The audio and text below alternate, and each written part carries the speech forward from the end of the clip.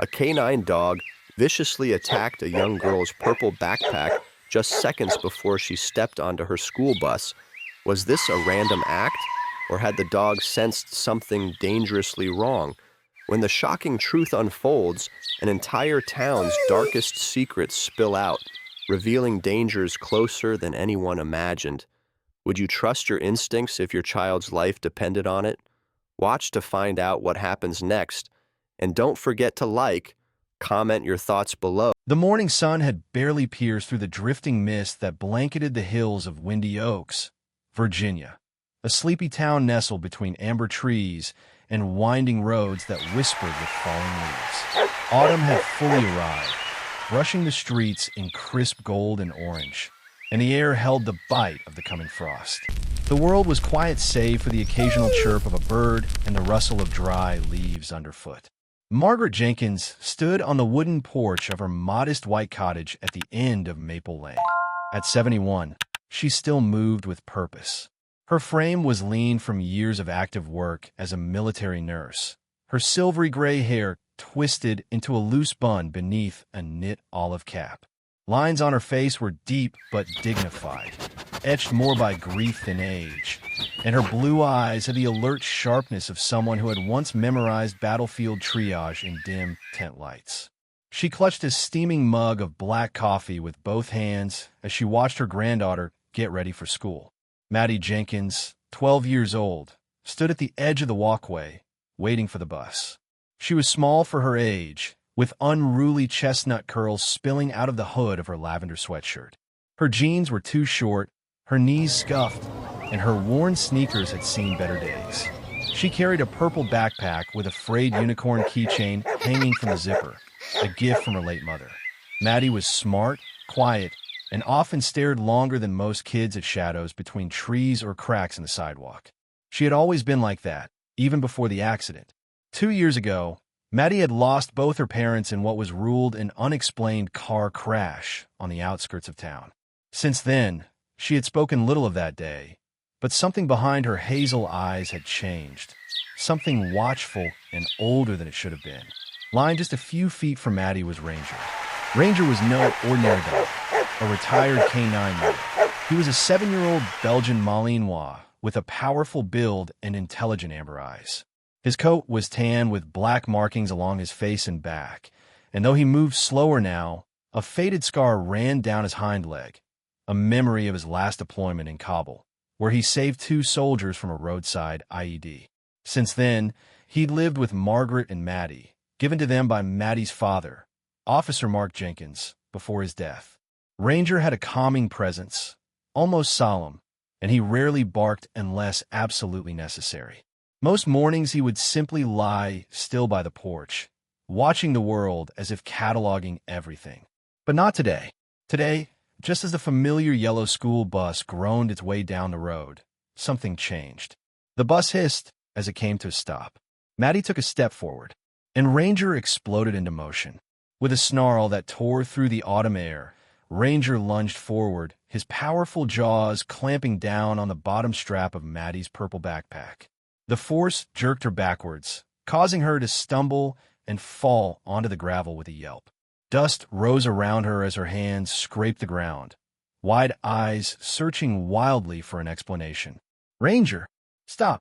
Margaret shouted, her voice sharp as she rushed down the porch steps, her slippers slapping against the wood. But Ranger didn't release. His muscles were taut, eyes locked ahead at the bus. Margaret's gaze followed his line of sight. Behind the wheel of the bus sat a man she didn't recognize. He wore large black aviator sunglasses despite the weak morning light. His posture was rigid, hands fixed perfectly at 10 and 2 on the steering wheel. He didn't wave, didn't gesture. He just sat there, watching. Margaret's gut twisted. She had lived through war zones. She had seen soldiers pretend to be something they were not. And there was something wrong about that man. "Are you okay, baby?" she asked, crouching beside Maddie and helping her up. Maddie nodded, tears brimming but not yet falling. Ranger still hadn't let go of the backpack, but now he was growling, a low, rolling rumble from deep in his chest. "Grandma, what's wrong with him?" Maddie asked, her voice trembling. Margaret looked again at the bus. The man behind the wheel tapped the horn, one soft beep, and opened the door with a hiss. Noise might. No greeting. I think you're staying home today, Margaret said, her voice tight, wrapping a protective arm around Maddie. With practiced calm, Margaret stood and walked forward, placing herself between the bus and the children. She raised her free hand in a polite wave, signaling that they weren't boarding. The driver made no reaction. Then, after an uncomfortable pause, the doors hissed shut again, and the bus pulled away without another sound. As it disappeared down the hill, Margaret turned to Ranger. The old dog had finally released the backpack, but his ears were still up, his posture alert.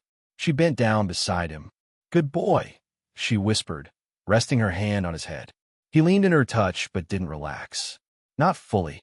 Inside, Margaret sat Maddie down with a warm compress for her scraped palms and a cup of cocoa. She turned to look out the window, and there it was. A white panel van parked near the intersection, where it hadn't been 10 minutes earlier. No markings. Tinted windows.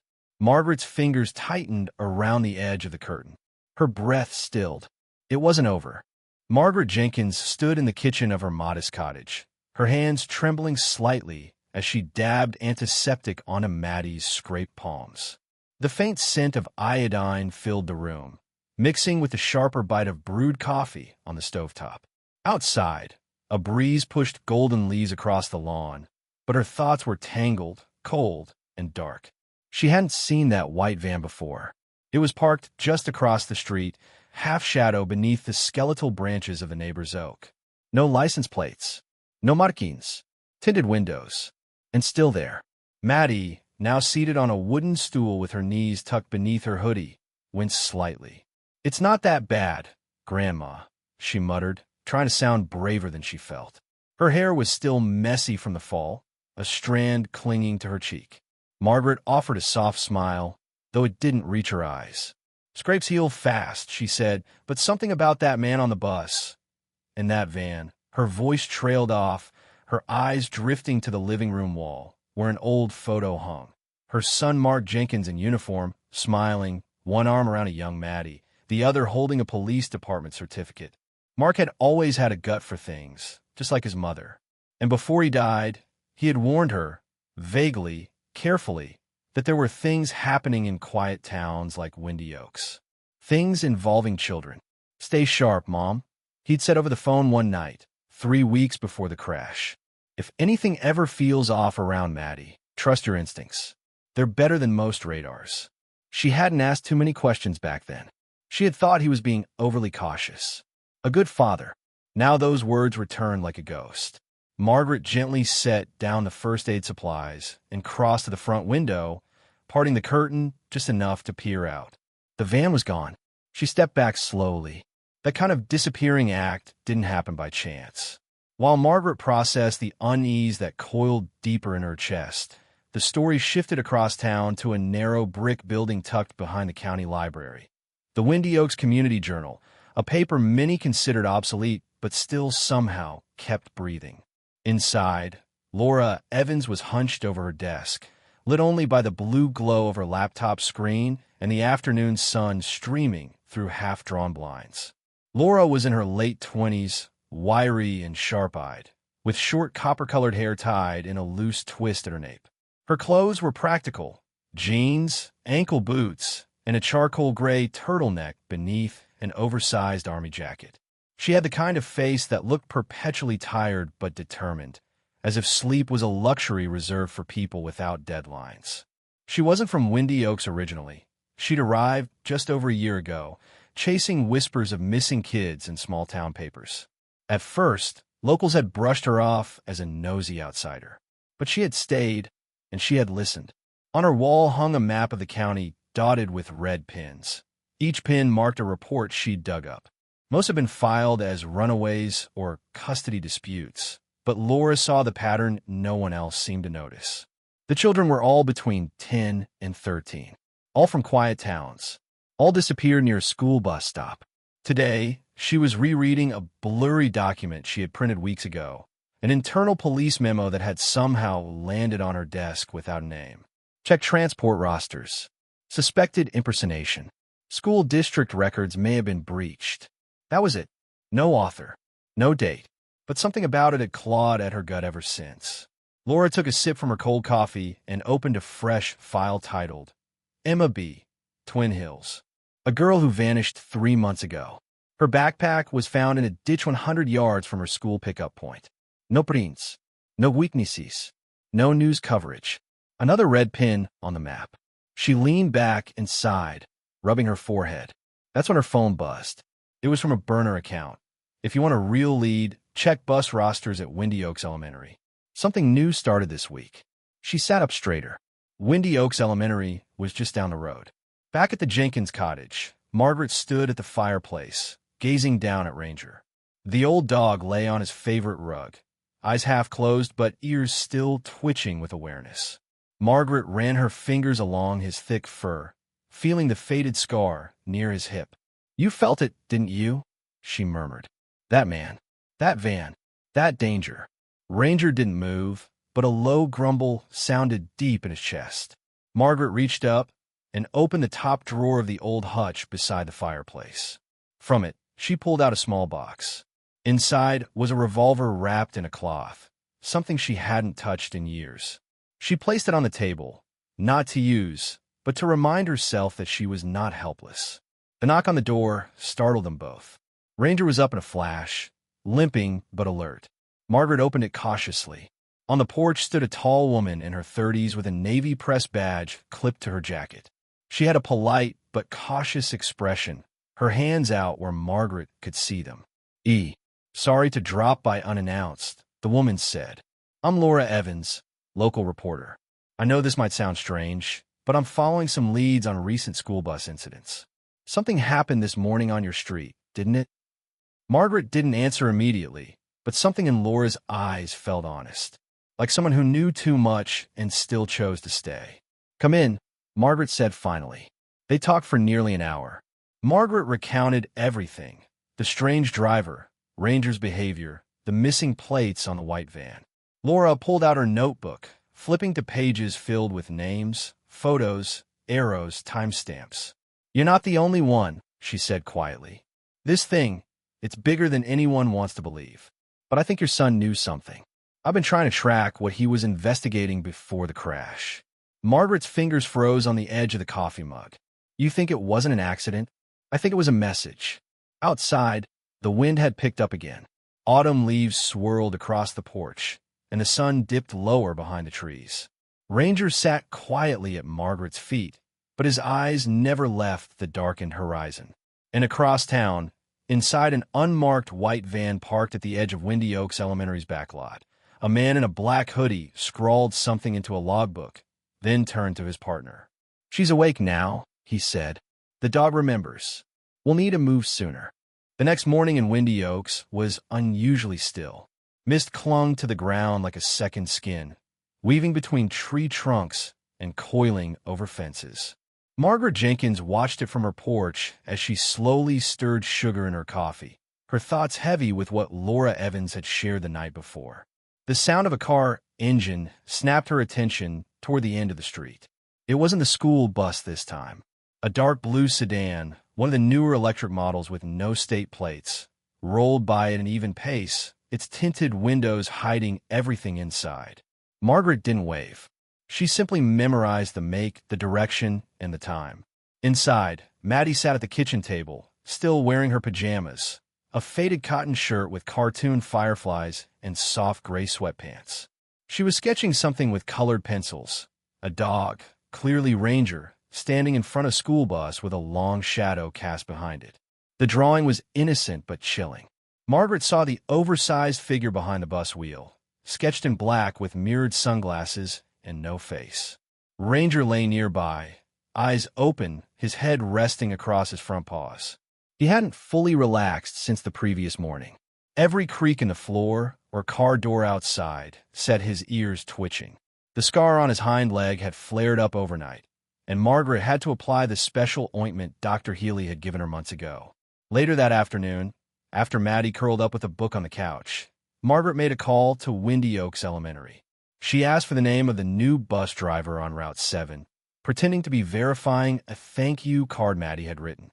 The receptionist on the other end, Miss Carol Bishop, a woman in her 50s with a friendly but curt voice, paused. We haven't assigned a new driver. Bob Henderson's still out sick, but the temp agency said they'd be sending Mike Caldwell again this week. He's been cleared by the school board. Mike Caldwell, Margaret repeated, masking the cold that washed over her. Yes, ma'am.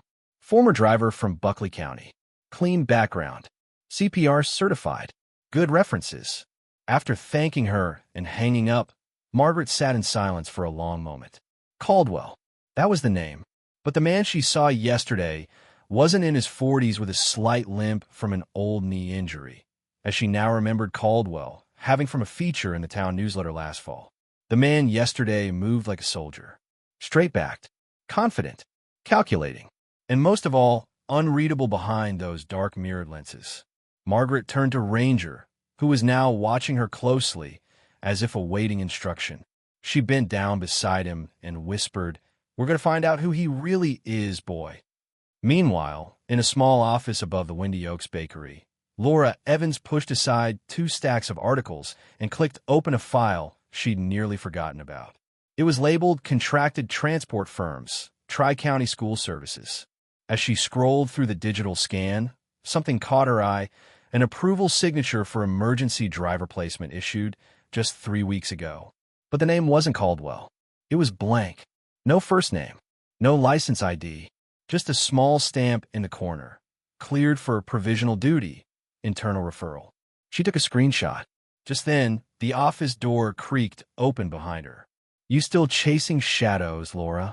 It was Harold Harry Moran, the paper's editor-in-chief. In his 60s, Harry had a round belly, a thick white mustache, and a deeply creased face that always looked like he was squinting into a storm. He wore a checkered vest over a flannel shirt and moved with the slow ease of someone who'd seen stories come and go, and stopped getting surprised by either. "I think this shadow is about to get real loud," Laura said, tapping the screen. Harry grunted. "Just don't get yourself run off again like an oak field. You poke the right bear, it'll poke back harder." "I'm not poking," Laura said softly. "I'm exposing." Back at the Jenkins house, Margaret waited until Maddie had gone upstairs to work on her homework. Then she pulled out the old laptop from the hallway closet and powered it up. It was slow but functional. She typed Mike Caldwell, Buckley County into the search bar. The first result was a local article, dated a year ago, celebrating Caldwell's retirement after 15 years of driving accident-free. The photo showed a balding man with a warm smile, a paunch belly, and a cane in his right hand. That wasn't the man from a bus. She cross-referenced Caldwell's ID through the county court's public portal and discovered something chilling. Caldwell had passed away 3 months ago after a heart attack. The obituary even included a photo of his golden retriever, Baxter. So who was the man in the mirrored glasses? Suddenly, Ranger growled. Not a warning bark, but a deep, low grumble. Margaret looked up. Through the window, just across the street, the white van had returned. Its engine idled quietly. No one emerged. Margaret didn't move toward the window. She didn't want to alert them that she had noticed. Instead, she sat back at the kitchen table and reached for the phone. She called Laura. "Are you alone?" Margaret asked. "Yes," Laura said, voice tense. "I just confirmed that the Real Mike Caldwell is dead. Whoever's driving that bus is using his identity. The van is back. I need help. I'm on my way," Laura replied. "And Margaret, be careful." Laura grabbed her keys and rushed out. Her notebook clutched her chest. Elsewhere, inside the white van, the man in the driver's seat adjusted his gloves, then picked up a phone from the dash. He had a lean frame, angular jaw, and wore the same dark sunglasses. His voice was calm, precise. "She's awake," he said. "The dog's interference cost us time. We need to accelerate the timetable." A second voice crackled on the other end. "Can you still confirm the target?" "Yes," the man said. "She's predictable. Same route. Same routine. Grandmother's cautious, but not a threat." The voice paused. "Then make it look like an accident. Do it clean." The call ended. He reached for a small object from the glove box, a school ID badge, freshly laminated, bearing the name Mike Caldwell. His reflection in the mirror revealed cold, pale eyes behind the dark lenses. The wind howled through the bare branches of windy oaks that night, rattling the windows of Margaret Jenkins' cottage like a whisper at the edge of reason. It was just past midnight. The town lay buried in shadows, the street lights dimmed under a thick curtain of low clouds. Even the owls had gone silent. Margaret sat in the armchair near the fireplace, a wool blanket draped over her knees, her eyes fixed on the old rotary phone on the wall. The power had gone out 20 minutes earlier. Not a flicker, not a surge, just a sudden, absolute plunge into darkness. Her gut told her it wasn't a coincidence. Maddie was upstairs, tucked under layers of blankets, her flashlight clutched in one hand and Ranger curled protectively at her side. The old Belgian Malinois hadn't moved from her room all evening. His injury had flared up again, his back legs stiff and trembling, but he refused to rest. His body was tense, every breath measured, his ears turning toward even the smallest creak in the floorboards. Margaret stood and crossed to the hallway. She opened the drawer of the old oak cabinet, pulling out a small wooden box. Inside was a Smith & Wesson snub-nose revolver wrapped in cloth. She hadn't fired it in over a decade, not since her military nursing days when it had been standard issue during active transport. Her fingers trembled only briefly as she checked the cylinder. 6 bullets. Frank, her late husband, used to say that 6 was more than enough to end a threat or prove a point. As she closed the drawer, a noise came from outside. Not footsteps, not the wind. Metal scraping against metal. She padded softly to the front window, parting the curtain by a hair's width. 3 figures, dressed in black. One stood by the breaker box near the garage. Another moved toward the back door with a flashlight muted by red film. The third, taller, broader, stood just outside the fence gate, watching the house. Margaret's breath caught in her throat. She turned away from the window, moved back to the hallway, and climbed the stairs with controlled urgency. At the top, she found Maddie awake, her wide eyes glowing in the beam of the flashlight. "Grandma, I heard them." "I know, baby," Margaret said, voice calm despite the storm in her chest. "We need to stay quiet. We're going to be okay." Ranger stood and limped toward her, nose twitching. Margaret knelt beside him, stroked the top of his head, and whispered, "Stay close. You're all we've got." Downstairs, a window cracked open, barely audible, but to Ranger, it was thunder. He tensed. Margaret motioned Maddie to the closet and opened it, revealing a crawlspace Frank had reinforced years ago. It was hidden behind old coats and a box of forgotten photo albums. "Get in. Don't move until I say." Maddie hesitated, then hugged Margaret tightly. "Please be careful." The sound of breaking glass downstairs cut through the room. Margaret lowered the trapdoor gently as Maddie disappeared into the dark space. She turned, revolver in hand, and waited. Downstairs, the intruders moved with practiced coordination. The one in front, clearly the leader, had short-cropped hair, cold pale eyes, and wore tactical gloves. He signaled to the others with silent hand gestures. They split off, one toward the kitchen, the other toward the living room. But they hadn't expected Ranger. With a guttural growl, the old dog launched himself from the stairwell as the first man stepped into the hallway. The impact knocked the intruder back against the wall, his flashlight clattering to the ground.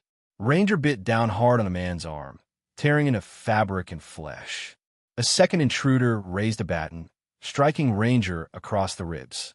The blow echoed like a hammer on stone. Ranger staggered but didn't release. Margaret appeared at the top of the stairs. "Let him go," she barked. The man raised his baton again. Margaret fired. The first shot struck the wall behind him, but the second hit home. His shoulder exploded in red, sending him tumbling backward. The house erupted in chaos. The remaining intruder reached for something at his belt, but before he could react, Ranger, bloodied and limping, lunged again, this time going low, knocking him off balance. Margaret descended the stairs as fast as she could, taking cover behind the banister. The taller man, the leader, emerged now, calm as ever. He raised his voice just enough to be heard. "We don't have to end this violently, Mrs. Jenkins." Margaret recognized that voice. It was the bus driver. the one behind the mirrored sunglasses. Except now there were no glasses, just pale, emotionless eyes. "You broke into my home," Margaret said, revolver aimed at his chest. "You came for my granddaughter. There's no peace left to offer." Suddenly, Margaret's phone buzzed in her pocket. One long vibration. She fumbled for it, never lowering the gun. It was Laura Evans. "Police are 10 minutes out," Laura said breathlessly. "I called the sheriff." "Hang on, Margaret. Help's coming." But 10 minutes could be too late. The man advanced slowly. "She's special, you know," he said, stepping over his wounded partner. "The right age, the right history. She'll bring a high price. No harm will come to her if you cooperate." Ranger growled, blood staining the floor beneath his front leg. "You've already harmed her," Margaret said coldly. "You just haven't seen the damage yet." And she pulled the trigger. The bullet struck the man in the leg. He fell, cursing through clenched teeth. Sirens began to rise in the distance. The intruders froze. Then, a loud crack as the front door was kicked open. 2 deputies entered, guns drawn. Deputy Claire Hopkins, a young, no-nonsense officer with a firm jawline and short auburn hair, led the way. Behind her was Sheriff Hank Larson, a broad-shouldered man in his late 50s with salt and pepper hair and deep-set eyes. "Drop your weapons," Claire barked. The remaining assailant, bleeding from his side, raised both hands. The bus driver hesitated, then did the same. It was over. Margaret dropped to her knees beside Ranger. His breathing was shallow, eyes glazed but still focused on her. "You did good," she whispered. "You protected her." Behind her, Maddie burst from the closet crawl space and threw her arms around Ranger, tears running freely down her cheeks. "You're going to be okay, boy. Please stay with me." Outside, flashing lights lit the sky in pulses of red and blue. Laura Evans arrived just behind the second cruiser, clutching her notebook and recorder. But her expression turned grim when she saw a Ranger carried out on a stretcher, wrapped in a blanket, blood seeping through the cloth. Margaret stood beside her, revolver still trembling in her hand. "Laura," she said softly, "write it all down. Every word, every face. Don't let this story die." Morning broke over Windy Oaks with an eerie calm, as though the town itself were holding its breath. A thin veil of mist clung to the rooftops and lingered in the gutters, softening the harsh lines of the sheriff's cruisers still parked outside Margaret Jenkins' home. The previous night's chaos had left shattered glass, blood on the hardwood floor, and silence heavy in the air. But in the sterile fluorescent light of the vet clinic across town, the battle for one life had only just begun. Ranger lay on a stainless steel table, his coat matted with blood, a deep wound on his flank still oozing despite the pressure bandage. His breathing was shallow, his pulse weak. Dr. Ellis Martin, a middle-aged veterinarian with a gruff voice and soft eyes, moved with quiet urgency. Tall and slightly hunched from years of leaning over operating tables, his gray-flecked brown hair was tied back in a loose ponytail. He wore a faded green fleece jacket stained with iodine and coffee, and his hands, though large, moved with the tenderness of someone who had spent a lifetime easing pain. Next to him was Ellie Harper, his assistant, a petite young woman in her 20s with bouncy auburn curls, freckles across her nose, and anxious green eyes that scanned every monitor. She was quick, focused, and clearly shaken. "His vitals are dropping, Dr. Martin."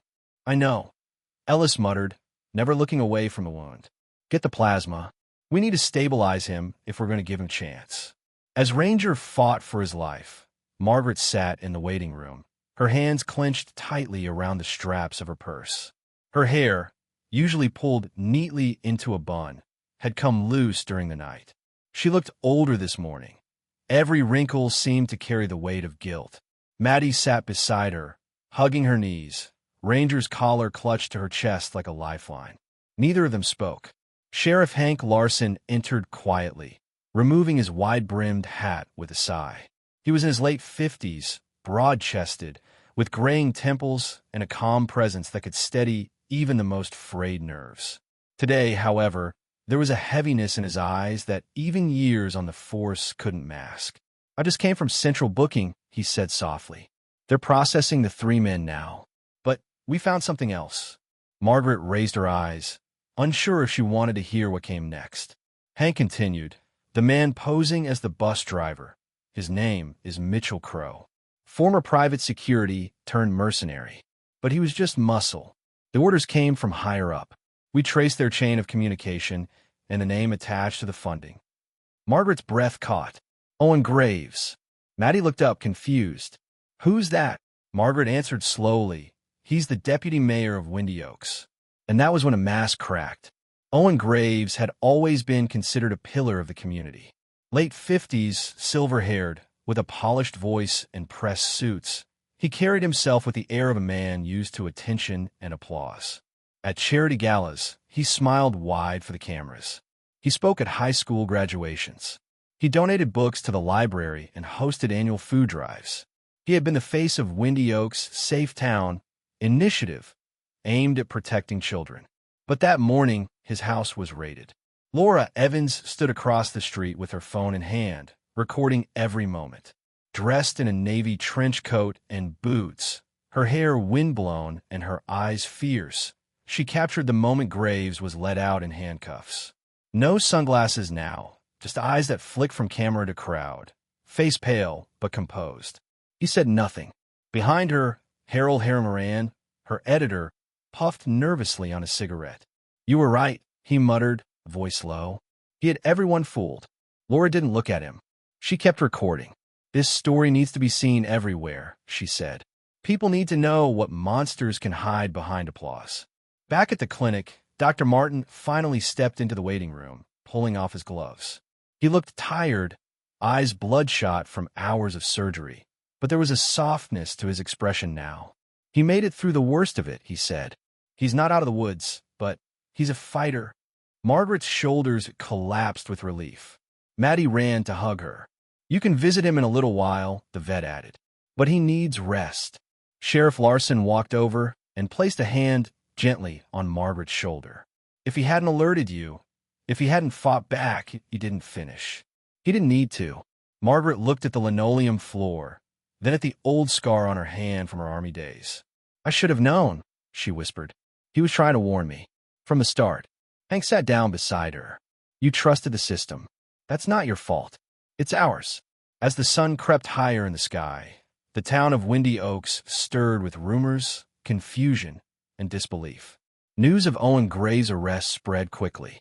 Local parents demanded answers. Some wept, some raged. But in the quiet of the clinic, Margaret sat beside her granddaughter and waited for Ranger to wake, hoping his eyes would open one more time. That afternoon, Laura arrived with a folder in her hand. "Everything you gave me, I followed it," she said. "And I think there's more." Graves wasn't working alone. His network extended beyond Windy Oaks. "I've got enough evidence to hand over to federal agents, but I need your permission to share Ranger's story." Margaret looked at Maddie. The girl gave a small nod, still gripping the collar. "Tell it all," Margaret said. "Every word. And don't let them hide behind titles again." As Laura left the clinic, she stopped briefly by the recovery room. Through the glass, Ranger lay still, wrapped in blankets, his chest rising gently. Ellie Harper sat beside him, whispering softly as she replaced his four. "You're a hero," she said, gently stroking his ear. "You saved a girl." The morning sun cast golden stripes through the windows of Windy Oaks Veterinary Recovery Center. It had been 10 days since the attack. 10 days of waiting, of whispered hopes, of sleepless nights and silent prayers. The room was warm now, filled with the scent of antiseptic and chamomile tea that Margaret Jenkins always brought with her. A vase of wildflowers sat by the window, picked by Maddie from the field behind the library. The petals had started to curl at the edges, but she refused to replace them. Ranger was lying on a thick orthopedic mat donated by a local animal rescue. His body was still wrapped in gauze along the flank and rib cage, but the swelling had gone down and his breathing was strong again. His amber eyes, dulled by pain days earlier, now followed movement with sharp awareness. When Maddie entered the room that morning, the dog's ears perked and his tail thumped softly. "Hey, buddy," she whispered, kneeling beside him, her lavender hoodie hanging loose over her small frame. Her curls had been trimmed recently, at her request. I wanted a fresh start, she told Margaret. But it was more than that. She had been quieter since the incident, still kind, still bright, but with a new edge to her. A watchfulness, a quiet wisdom far beyond her years. Ranger nudged her hand with his nose, his tongue flicking out in a gentle lick. Maddie laughed for the first time in days. In the hallway, Margaret stood, watching through the half-open door. Her face was calm, though the deep lines etched into her skin spoke of all the nights she had sat in that same spot, not knowing whether her oldest friend would survive. She wore a long, oatmeal-colored cardigan over a faded navy dress, her gray hair braided loosely and pinned at the nape of her neck. In her hand was a newspaper. The headline, "Beneath the Surface, the Child Trafficking Ring Hidden in Plain Sight," by Laura Evans. The photo beneath the title showed the moment Owen Graves had been arrested, his head slightly bowed, expression blank. The story had gone national within 24 hours, picked up by larger outlets, and shared across state lines. It had exposed a network that stretched far beyond Windy Oaks. And it started with a dog who wouldn't let a child board a bus. That afternoon, Laura Evans visited the clinic for the last time before her short sabbatical. She looked different now, more polished but somehow softer. Her usual army jacket had been replaced with a neat blazer and jeans, her notebook swapped for a digital recorder clipped to her belt. She brought coffee for Margaret and a fruit smoothie for Maddie, both remembered by heart. "Any news?" Margaret asked as they sat on the bench outside, the autumn wind tugging gently at their sleeves. "Federal agents are digging deeper," Laura said. "It looks like Graves was one of several local collectors in a much larger ring. Some of them wore uniforms. Some held public office. All of them hid behind smiles and funding grants. God help us," Margaret muttered. Laura paused, then added, "And they've asked me to consult officially. I'm heading to D.C. next month." Margaret looked at her, impressed. "That's big." Laura smiled, but her eyes turned serious. "It's also terrifying." They sat in silence for a while, sipping their drinks, until Laura reached into her bag and pulled out a small blue folder. "I've been thinking," she said. "We need something here. Something lasting. Not just headlines and arrests. A safe space. A center. Somewhere for kids like Maddie. And others who don't have a ranger." Margaret didn't respond right away. Her eyes were fixed on the trees, swaying in the breeze. But after a moment, she nodded. "I'll help." "You're sure?" Laura asked, her voice softening. "I may be old," Margaret said, "but I've still got fight in me. And I've got time. Time I never thought I'd have." Later that week, Windy Oaks held a community ceremony in front of the town hall. There was a stage set up with folding chairs and a podium draped in red and gold fabric. A small brass band played softly in the background. Nearly everyone in town showed up, parents with their children, elderly couples with walking canes, even skeptical teenagers with earbuds tucked behind their ears. Sheriff Hank Larson stood at the podium, his voice steady. "Tonight," he said, "we honor not just a hero, but a protector. In the face of evil, when even trained men hesitated, this one stood firm. He defended a child not because he was told to, but because he knew it was right." He gestured toward the front row, where Margaret sat beside Maddie and Ranger, who wore a new K9 vest over his healing ribs. Around his neck was a gleaming silver medallion engraved with the words, "For valor and loyalty. Ranger, Windy Oaks." The crowd stood and clapped, and for a moment, Margaret felt something shift. It wasn't just pride, it was healing. Something long scarred inside her had begun to smooth, like water over rock. After the ceremony, children came up to pet Ranger. One little boy offered him a stuffed animal, a dog with floppy ears. Ranger took it gently in his mouth and set it on the ground beside Maddie. "Grandma," Maddie said later that night, curled up beside Margaret on the porch, "do you think this means I'm strong too? Like Ranger?" Margaret looked down at her granddaughter. "You've always been strong," she said, "but now you know it." Maddie rested her head on Margaret's shoulder, the collar still wrapped around her wrist. And in the quiet of the evening, as the lights of Windy Oaks flickered on, Margaret thought about the lives yet to be saved, the children yet to be heard, and the quiet strength found in a dog who never forgot his duty. This story reminds us that loyalty, love, and courage don't always come with badges or titles. They come with instinct, heart, and the quiet strength to protect what matters most. In our everyday lives, we often overlook the small signals, the uneasy feeling, the lingering glance, the silent warning from someone who sees more than we do. May we learn to listen better, to trust deeper, and to stand up, especially when it's hardest. If this story touched your heart, please share it with someone who needs hope today. Leave a comment below with your thoughts. And if you believe in the power of love and protection, type Amen in the comments. Don't forget to subscribe for more stories that inspire and remind us of the light still shining in this world. May God bless you and your loved ones.